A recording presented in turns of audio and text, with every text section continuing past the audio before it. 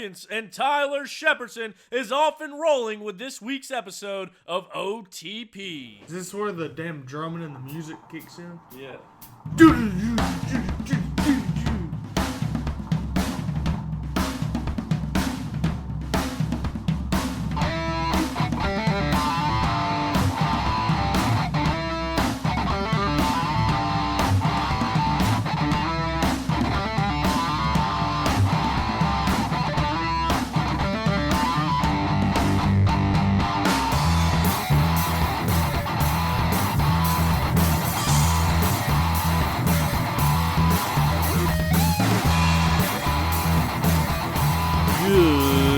Good evening, ladies and gentlemen.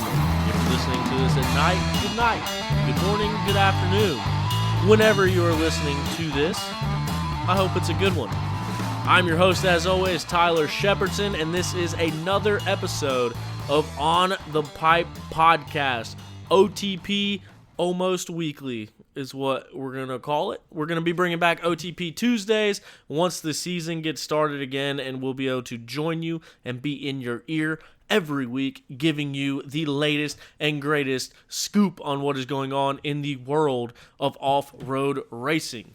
Before we do that, I want to first say thank you to each and every single one of you. If you can hear my words going in your ear holes right now, then I appreciate you. Thanks for clicking on this, downloading it, wherever you're listening to us at.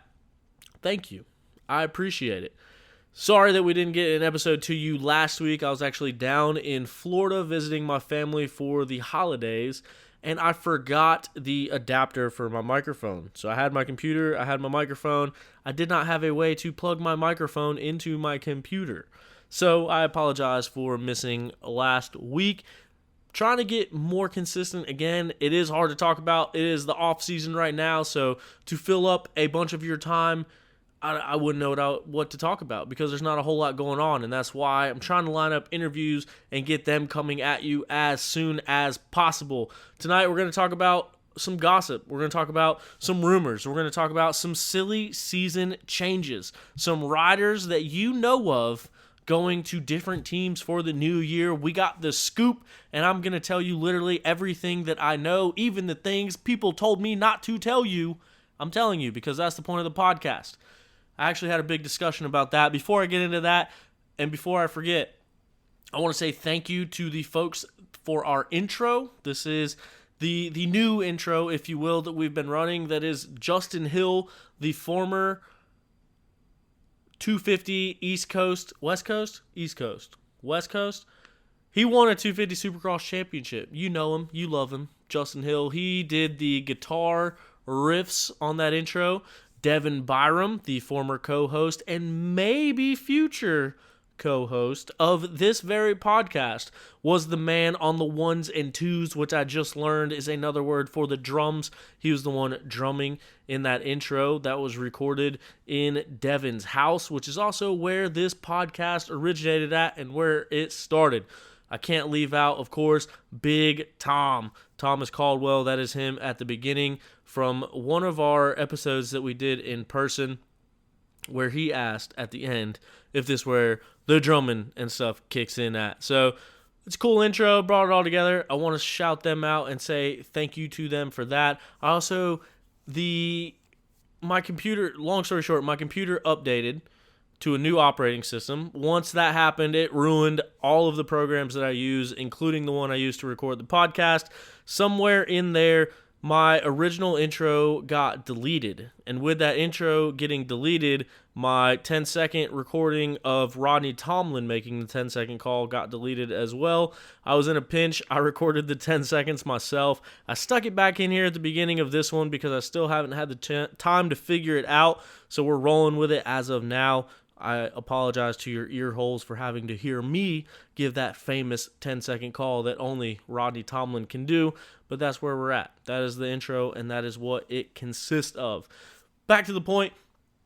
I was talking to someone the other day about the podcast, and I guess I'm lucky in the aspect of being completely consumed in the world of off-road. I get to talk to people. I'm reaching out to people, DMing, playing Call of Duty, Snapchatting, doing whatever with some riders. So I hear news, and to me, I may have heard it from one or two other people in the past. I have a group chat with all my buddies on Instagram where we kind of talk about what we're hearing back and forth. And I know everybody doesn't have that opportunity, doesn't have that luxury. And the first few years of this podcast, I tried to shy away from the things that people tell you and they say, but don't tell anybody. But having that chat the other day with a buddy, that is exactly the point of this podcast. That is what I want to bring to you all, to people that may not necessarily have the inside scoop or not be able to talk to pro riders or hear stuff throughout the pits. This is where you can go to listen to that. So the things that I hear and the conversations that I get to have, I want to bring that to you. I want to make that public knowledge. I want to get things circulating as far as news and what's coming up and what's going on. So that's the goal. So going back to the teams and the silly season and that kind of stuff, I'm going to lay it all out there. This is what I've been hearing. This is what I know to be the truth. Now, whether it comes to fruition or not, I don't know. I know that typically years in the past, things that you hear through the grapevine end up being what actually ends up happening. But I guess long story short, if I hear it, I want to bring it to you all and share the news and get things going. But first and foremost, I do want to get started off with some big news that came out last Friday. And by last Friday, I mean the Friday before last Friday, of the abrupt announcement of the Full Gas Sprint Enduro Series coming to an end. I think that was a shock to everyone. Now, there were some people that, from what I hear, got texted in the morning right before the post went live, but didn't know that the post was going live. But other than that, that is the extent of the forewarning that we got about such a good series coming to a close. It was very abrupt. It was announced in the middle of the day on a Friday that the Full Gas Sprint Enduro Series will no longer be. Now, that's with an asterisk at the end of it, but that is where it was left. 2020 was our final season. Goodbye is basically what the post said. Now, I've spent the last 4 years working with Full Gas. I've been the announcer at Full Gas. I helped set them up. I was out there pounding steaks. I've kind of been involved in the thing for several years now, and I had no idea that this was coming. And my first thought was, there's no way that this can be happening. And my second thought was, this can't be happening. And what I mean by that is two completely different things. One, it's such a good series. It's such a fun series to follow. To those that have listened to my podcast for some time now, you know that I've talked about the Full Gas series a lot. And it's because I've been involved with it. So I've seen firsthand on how good that series is. And to see that coming to an end is just insane. It was disheartening when I first heard it. And that was for selfish reasons, being that Full Gas is a family. It's a group of racers that goes and follows these Full Gases. They may not necessarily race GNCCs. They may not necessarily race their local series. A large portion of the crowd at Full Gas only race Full Gas. And I think that's part of what made it so special.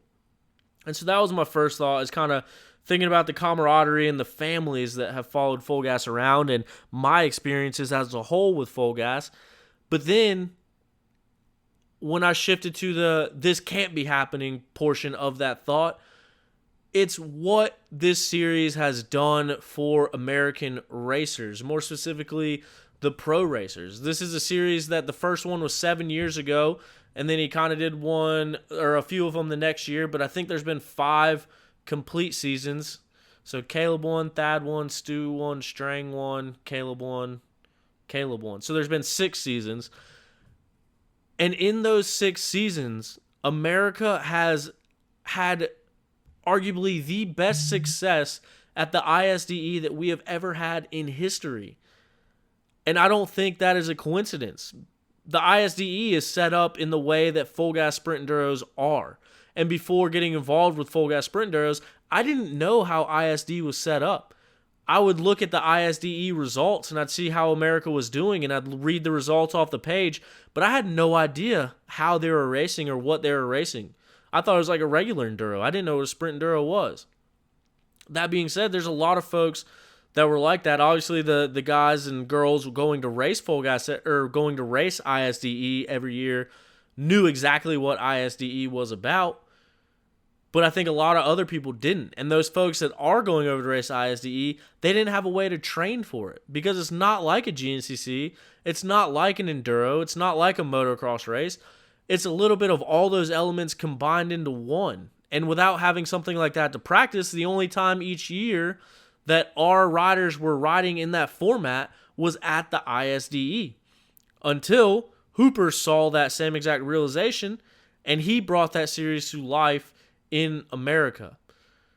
And now, since that has happened, I think the World Trophy team has won 2 or 3 overalls. The Junior Trophy team has won several overalls. The Women's Trophy team just won this past year. I think we had 2 or 3 club teams that were in the top 1, 2, and 3. I'm pretty sure the club team swept the club class podium this past year.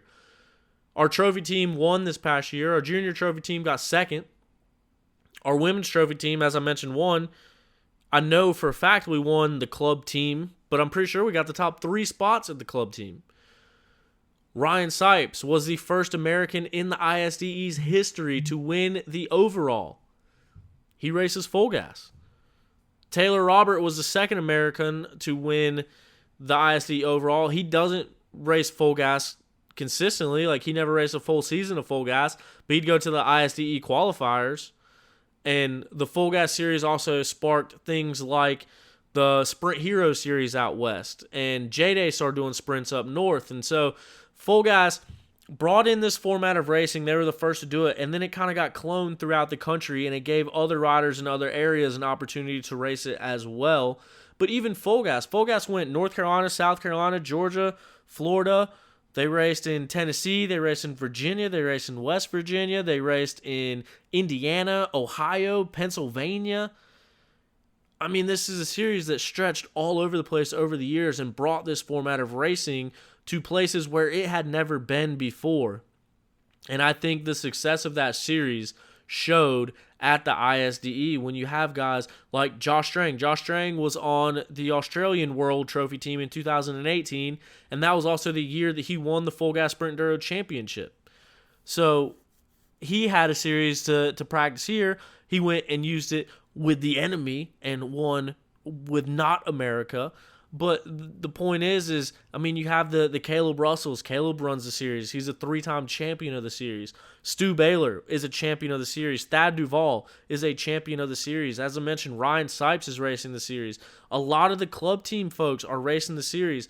The Women's Trophy team, Becca Sheets, is I don't know if Becca won a championship or not.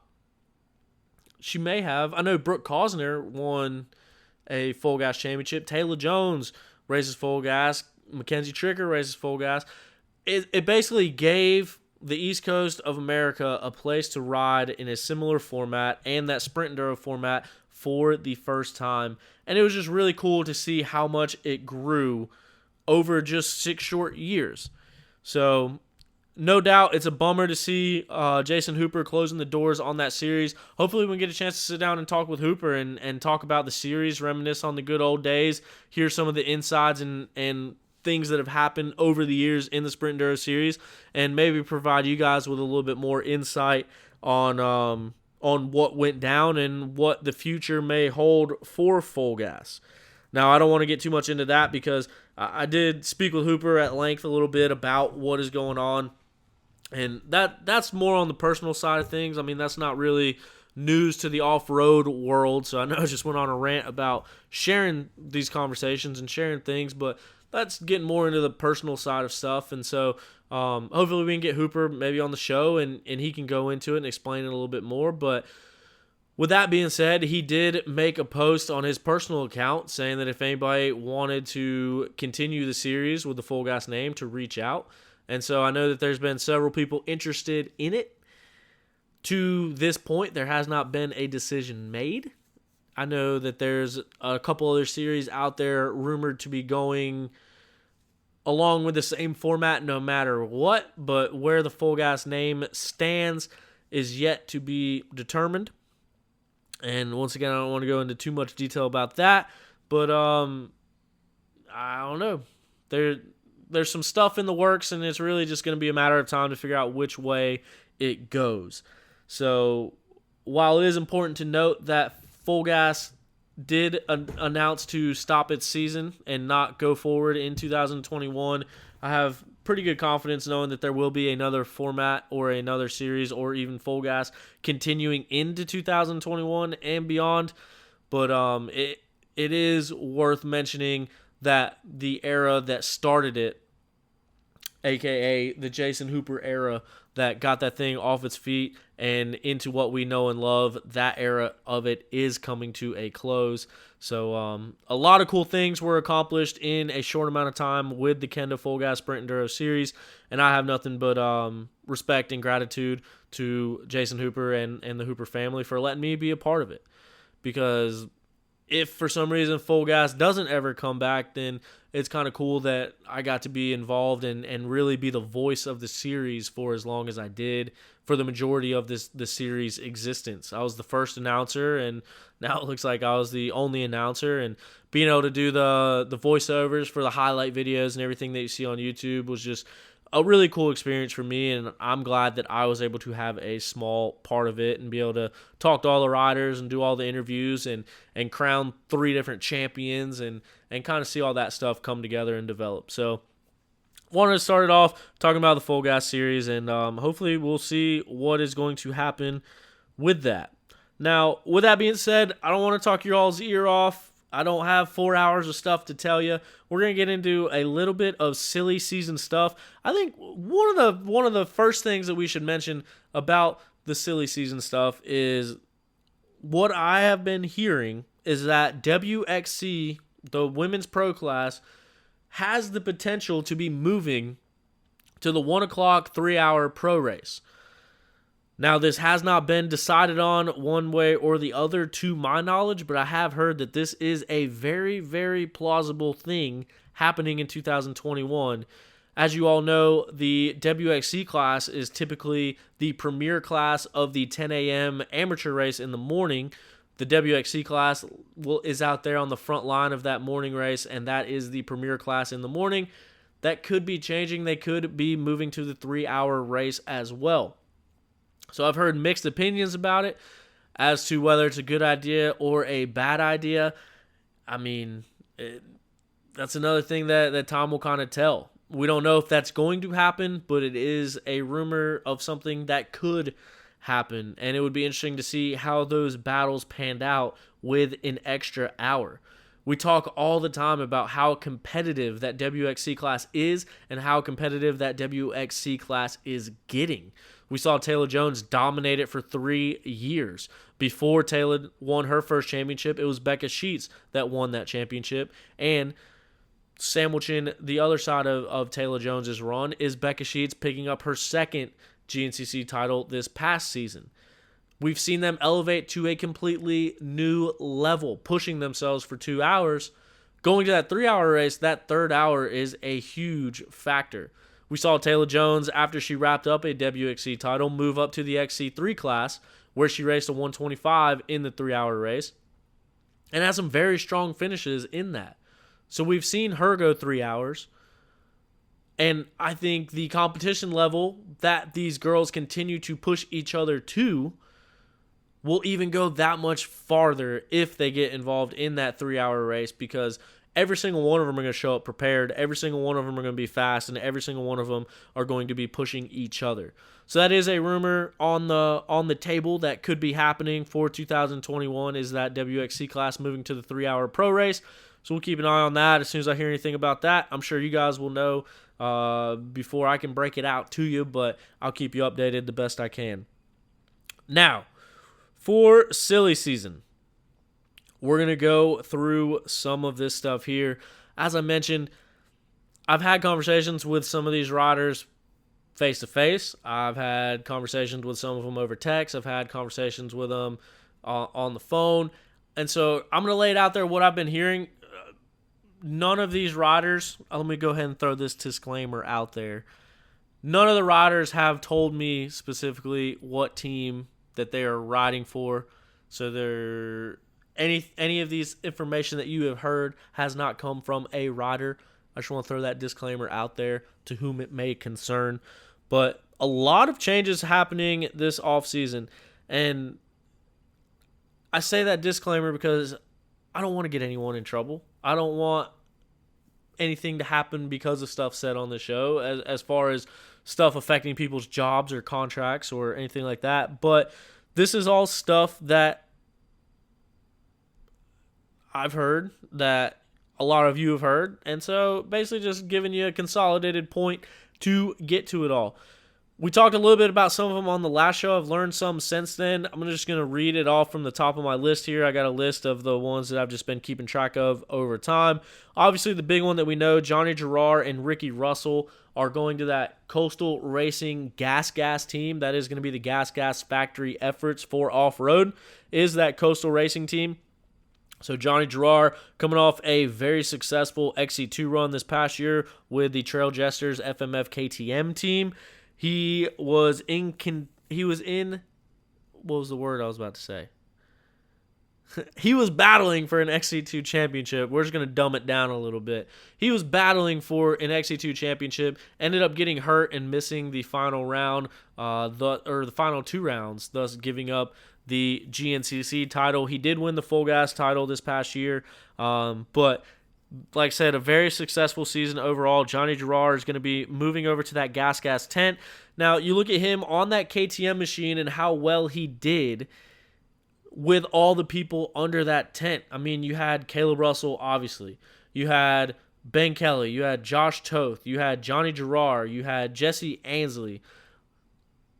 Who else? I feel like I'm forgetting somebody. Basically, there was a lot of folks under that KTM tent. Now you're taking an already successful rider, putting him under this factory gas rig in their premier season, where he is going to be just one of 2 people that they are really focused on. Now, there's rumors of Gas having an XC3 guy. There's rumors of Gas maybe signing a girl. Don't know if any of that stuff is going to happen, but as of right now, it's Johnny Gerard and Ricky Russell.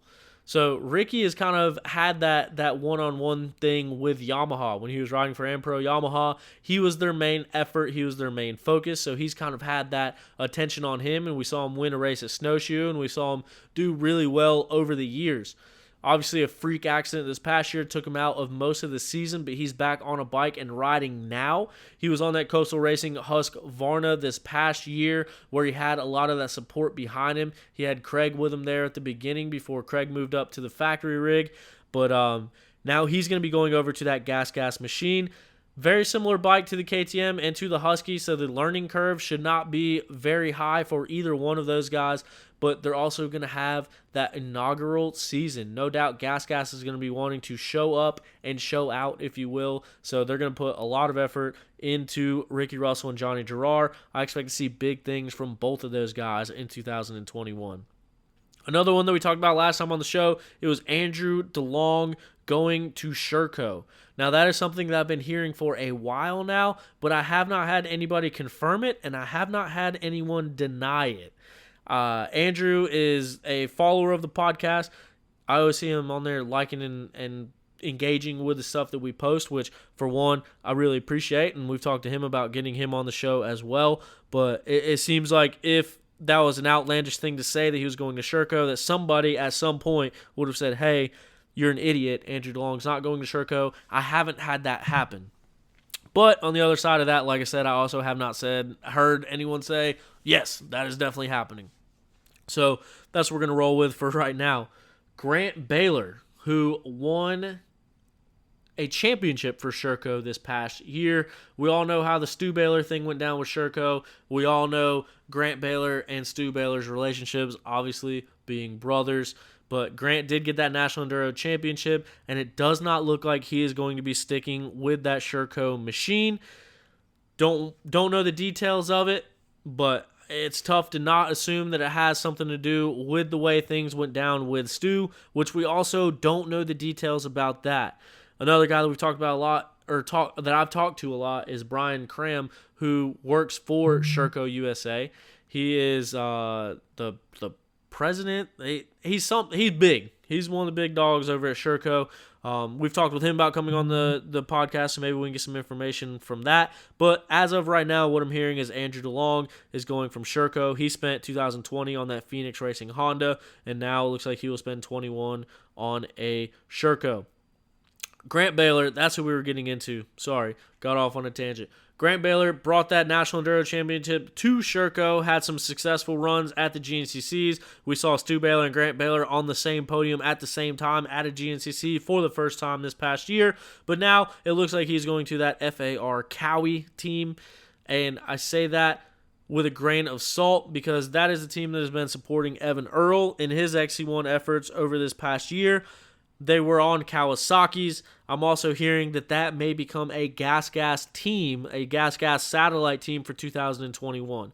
And I believe it's FAR Kawasaki. If I am wrong about that, I apologize. That's what I have written down.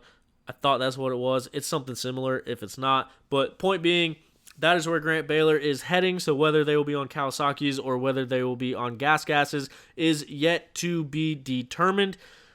Grant Baylor rode a Yamaha, spent some time on Yamahas for a while, and like I said, spent 2020 on a Sherco, but no doubt that he is no stranger to the KTM ergonomics and geometry of those machines, so I think if he ends up on a Gas, he'll be pumped with it, and those Cowies are so good that I think if he jumps on that, he'll find success on that as well. So Grant Baylor to leave Sherco, whether or not it'll be on a Kawasaki or a Gas is yet to be determined.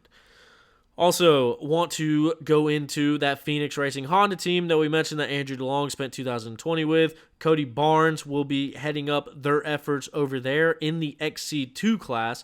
Cody Barnes on the XC2 podium a couple times this year. Very fast guy, has the speed. Excited to see what he can do. He spent the last couple years on a beta, 2-stroke most of the time. So to get him on that 4-stroke Honda with the handling that Honda is known for, no doubt he's going to be one to watch in 2021 on that Phoenix Racing Honda. Let's see, a Phoenix Racing Honda standout from this past year, Brody Johnson, who got injured there at the end of the year. He seems to be healing up just nicely into this offseason. Brody Johnson will be going to that Land Mills Husqvarna team. We talked about that on the last one. So Brody will be making that switch from Honda to Husqvarna for that Land Mills effort. Also going to the Land Mills team is going to be Jordan Ashburn. So Jordan Ashburn is going to be the XC1 guy over in that Land Mills cross-country team. So excited to see that. Jordan has also said that he'll be doing some hard enduro events as well. Caught that on the GNCC banquet, so that was pretty cool. Husqvarna obviously makes a wide variety and a whole line of motorcycles, so it'll be cool to see what he can do on a bike that is competitive with today's technology. We saw him get an 11th place at TKO on a 99 KDX 200. So that is the premier off-road or hard enduro championship in America. It'll be excited to see him probably do that race and maybe some others on a Husqvarna. So also pumped for Jordan Ashburn because he's still got a lot left in him, and said it time and time again, one of the nicest guys you will ever meet. So I'm pumped to see him get some support going into 2021 as well after a couple years with that Team Green, Babbitt's Online, Monster Energy Factory, Kawasaki team. Simple as that. Short name. Also going to Land Mills, Jonathan Johnson, from what I'm hearing through the grapevine, will also be under that Land Mills tent on a Husqvarna. A standout in the XC2 class. He was up there battling for podiums throughout the year as well. But it looks like we will see him at a change of pace next year. From what I can tell, Jonathan Johnson will be on a Land Mills Husqvarna 125, competing in that XC3 class. So if that happens, I am excited to see it. I think he is going to stretch throttle cables out on that 125, and it's going to be a cool battle to watch all year with Jonathan Johnson throwing his hat in that XC3 mix. Corey Buttrick, he's been on the bike a lot more lately. We're seeing a lot more of him riding. If you follow him on Instagram or Facebook, he's been out riding a lot more. Love to see it. I know he was riding with Strang a little bit the other day, so that is cool. He is signed with Factory Beta. He had an ACL surgery, took some time off. We all know about his deal with Yamaha that was there for a couple races when Ricky Russell got hurt a couple years back on that Yamaha. So it's cool to see Corey Buttrick get that support again. Excited to see what he can do under a factory rig. And then other than that, that is about all I got for changes. A couple notable mentions. Stu Baylor signed that Yamaha deal. He is going to be with that Ampro Yamaha team for 2 years. So we'll see how that whole thing pans out with him. Stu coming back, winning 4 out of the last 5 races, just 3 months removed from ACL surgery.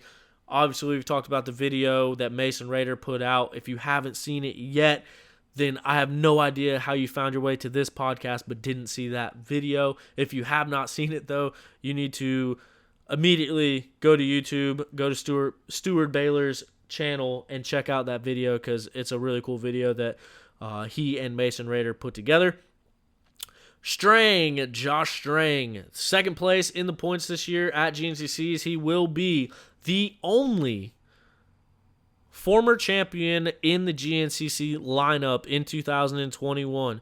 Caleb Russell obviously will not be racing at the GNCCs. There's only one other guy that has been around long enough to win a championship, and that is Josh Strang, who put it into a whole nother gear this year, taking home 2 wins and being on the podium at damn near every single round this year. He got hurt, missed a round, and then kind of had some growing pains coming back from that injury, but then got right back there on the podium. So Josh Strang is going to be a force to be reckoned with. He signs a 2-year extension with that Babbitt's Online Monster Energy Factory Kawasaki team, so he will be on Team Green for 2 more years into the future. He also said that on the GNCC banquet as well, so super pumped to see that paying off for Strang.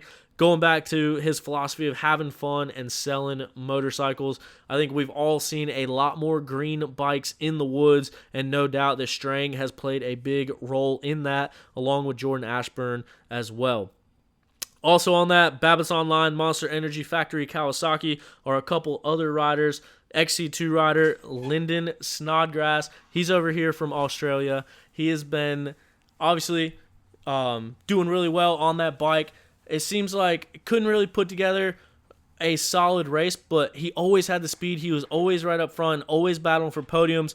Right before he left to go back to Australia, he did put it all together. He grabbed second place and really got in the mix of that XC2 points battle between Craig DeLong and Mike Witkowski. So Lyndon Snodgrass coming back to America. He is from Australia as well. He will be here on a Babbitt's Online Monster Energy Factory Kawasaki as well. He's also staying with Strang. Those two are riding together, training together, and us 3 are winning games of Call of Duty together, more importantly than anything. But he signs officially with Babbitt's Online Monster Energy Factory Kawasaki to be racing that XC2 class on a KX250X. And Corey Steed. So Corey Steed is a WXC rider. She will be supported by the Babbitt's Online team as well this year. She's been out riding a Cowie, so she will join with some more support in that WXC class. Corey has been right there on the verge of podiums. Young rider, got a lot of room for potential. She's been riding a TM 144 in that WXC class this past year. So get her back on a 250F and a good 250F at that in that Kawasaki. So I would expect to see some improvement from her as well, maybe in those 3-hour races as we talked about earlier. But other than that, that is about all the news and information I have for you. Cole Madison, he's been out there riding. We'll see what he does next year. There's still only a couple other spots that we don't know what's going to happen with. We don't know what's going to happen with Phoenix Honda as far as their XC1 goes. And then other than that, I think all of our Premier Class riders all have rides. And the majority of the XC2 guys all have rides as well. So if I miss something that you know about, let me know. But right now, that is our silly season going into 2021. I just picked up a YZ125X, so I'm trying to get my fat butt back in shape and riding again. You can possibly expect to see that bike at a place it does not belong in your very near future. And that's all I'm going to say about that. But other than that, I want to thank each and every one of you once again for tuning in and listening to On the Pipe podcast. If you like this episode or any of our other episodes, share it with a friend. Let them know what we got going on over here. Check us out on thepipepodcast.com, at On the Pipe Podcast on all social media. Trying to keep stuff posted, trying to keep stuff engaged. We got a lot of interviews coming at you guys. Can't wait to get that out to you. We've already recorded a couple. Going to be releasing those over this next week. And then as we transition into this offseason and moving into the 2021 season, going to try to get together with a lot more folks and bring you guys some more interviews as well. Make sure you subscribe to wherever you're listening to this at. Give us a rating. Let us know how we're doing. Send me a message. Let me know what you like, what you don't like, or what you maybe would like to see or hear about on the show. But as always, thank you for listening. I was Tyler Shepherdson, and we'll see you soon.